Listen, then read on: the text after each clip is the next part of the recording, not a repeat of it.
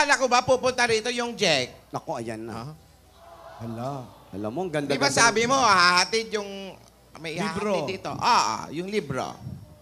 Lola, sabi ko po wag na lang po kasi hindi ko pa naman po kailangan. Baka po bukas na lang po sa meeting. Saan? Meeting po, Lola, for our next term paper. Ano ba yung school mo? Puro meeting ang nangyayari. Gumagawa sila. Ganun po talaga. Meron na silang welcome gagawin. Ano ba? Bakit ba? Paper talaga, ha? Paper lang po, yan, Lola. ha?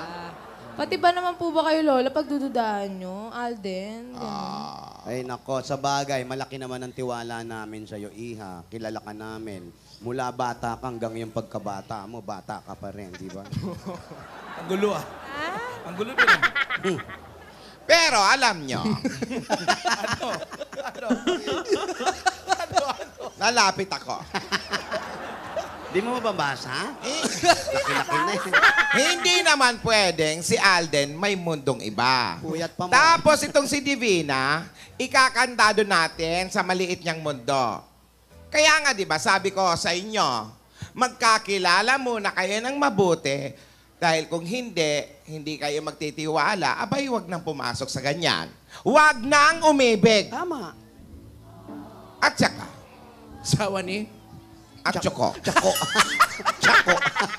Kung huhusgahan yung itong si Divina, na wala naman kayong nakikitang ebidensya, haba, big time. Wow. Grabe kayo sa kanya, ha?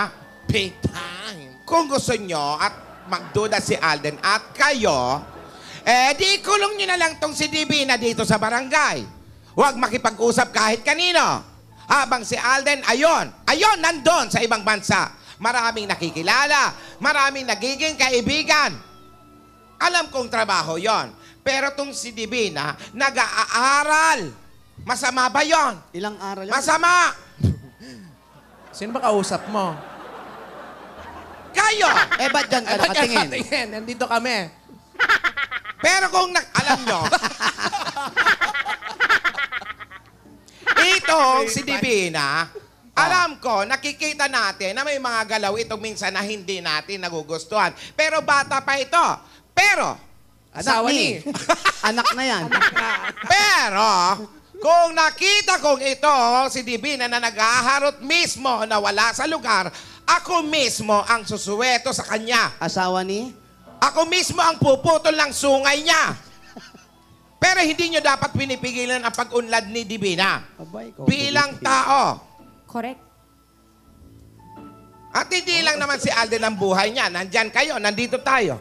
Paano titibay ang pagkakakilala nitong dalawa kung puro kayo huhusga? Masakit kayo sa dibdib. Sino ba humusga? Ikaw ata humusga. Ako sabi ko, may tiwala ako, ha? Kasi alam nyo, nasasaktan ako pag sinasabi nyo nag-aharot itong si Divina. Pinalaki natin na maayos ito. Ikaw na sinabi mo kasi. Wala naman ako sinabi. Ang dibdib ko. Nagigpit ako nung kay Alden dahil hindi ko alam kung saan patungo ang paghanga ni Divina at ni Alden. Yun nga. Kaya pinayagan ko mag-aral. Oh. Bata pa naman to. Oh. Maraming pangarap. Kaya huwag niyong saklawan ang buhay niya. O, sige. Kaya kung kayong sinabing mahal niyo siya, pero hindi naman kayo nagtitiwala, ay diba, hindi pagmamahal yon. O. Tama. Ang pagmamahal, Oh. may kalakip na tiwala. Malaking tiwala. Yon at hindi dapat mawala. Ang pagdududa ng walang basihan, parang anay yan. O. Oh, kala ko ba serious? Ba't naging anay? Unti-unting sisirain ang pundasyon. Hindi nyo namamalayan. Maya-maya, may bukbok na. Oh. Inaano ka ba? Tingnan mo. Kiba na ang pag-ibig nyo. Sakit mo magsalita. Masaya lang kayo pag magkahawak ng kamay. Pag naglalambing. Bakit? Hanggang doon na lang ba sila? Ay, nako. Umiinit ang ulo ko sa inyo. Stress, stress, stress. Ang gamot ko, Divina.